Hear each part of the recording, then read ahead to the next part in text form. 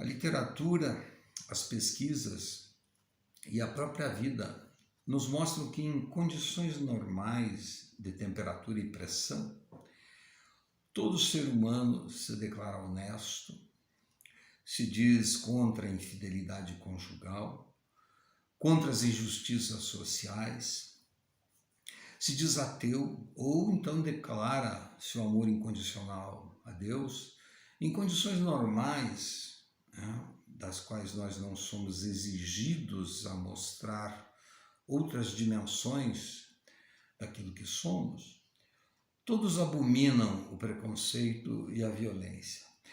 Mas como viver não é uma experiência de laboratório, né, e muito menos uma imanência filosófica acadêmica, ou uma prática de escaninho, aquelas práticas que ficam em cima da escrivaninha do professor. Pois que, se dadas as merecidas circunstâncias a todos nós estaremos sujeitos a renunciar o nosso ateísmo de gabinete e a nossa santidade criminosa.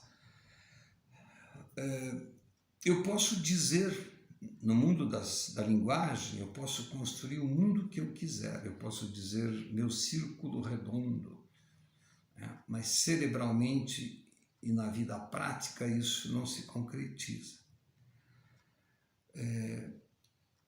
Eu posso dizer o que eu quiser, ser quem eu quiser no campo da linguagem, mas entre o mundo falado e pensado e o mundo vivido, há um profundo abismo incomensurável.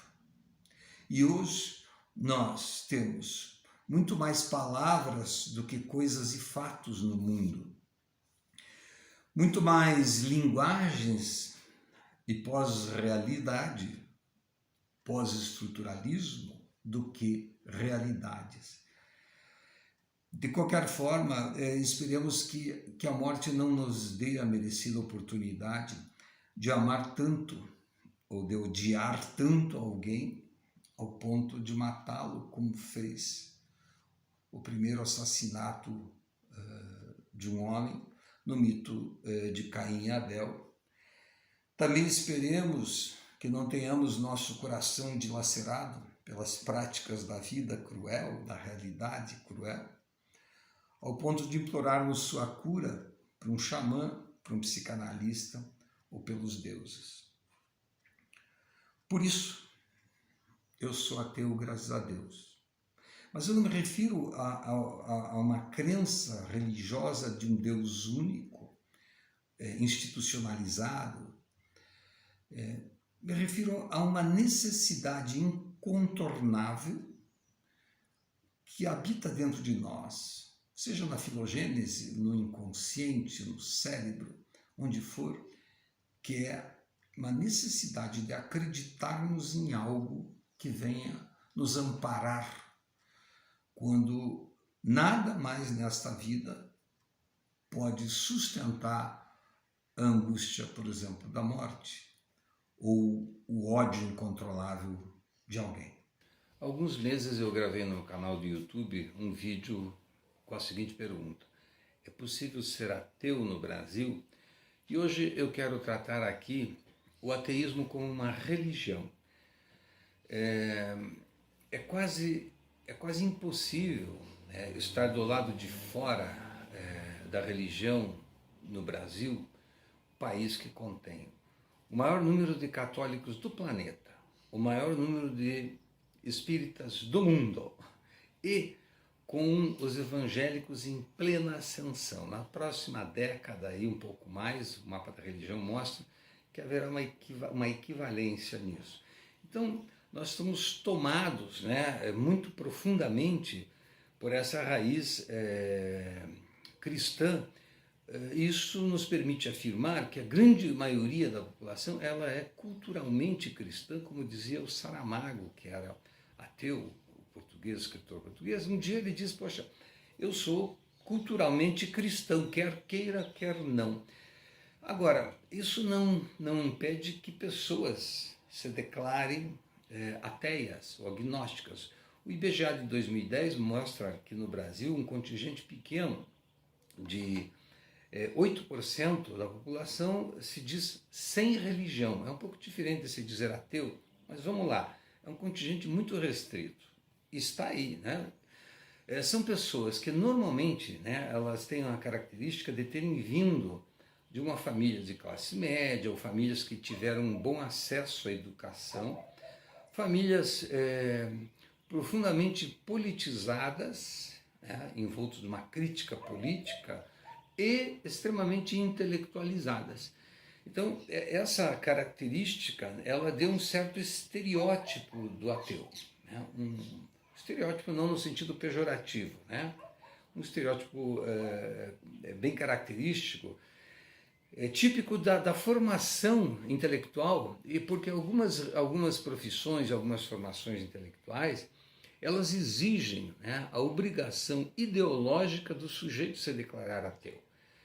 Por exemplo, um biólogo geneticista, ele tem uma grande chance de se dizer ateu, grande chance, porque o Darwin vai dizer que o homem veio do macaco, não veio de Deus. Como é que o Darwin iria admitir a criação de Deus nisso? Então há aí ideologicamente uma necessidade de se afastar do pensamento religioso para não invalidar o pensamento científico.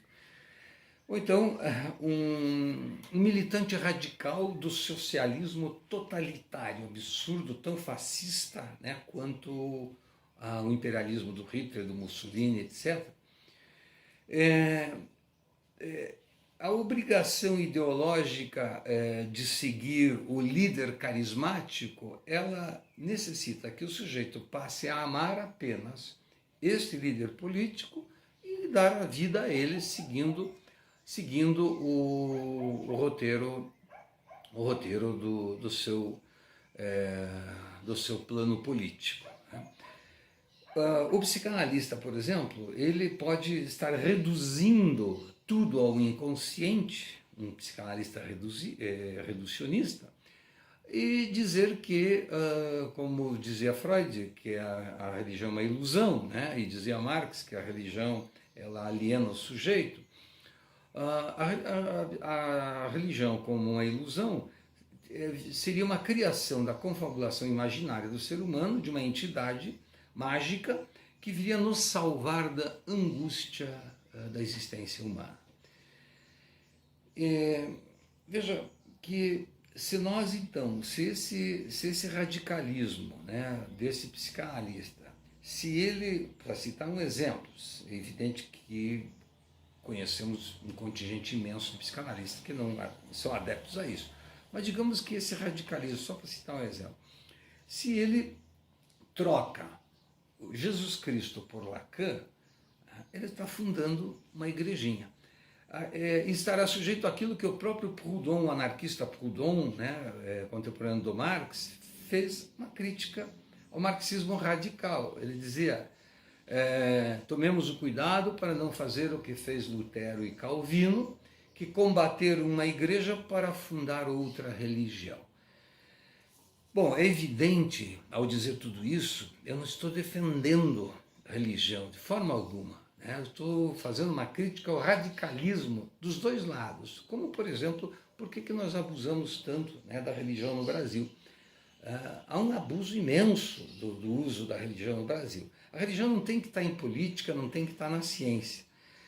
Mas se o ateu radical, né, se ele quer lutar contra isso com uma estratégia igualmente preconceituosa, ou seja, se ele quer substituir uma ideologia religiosa por uma ideologia política, então ele está fazendo o mesmo, ou seja, um catecismo científico, como queria Augusto Comte no século XIX.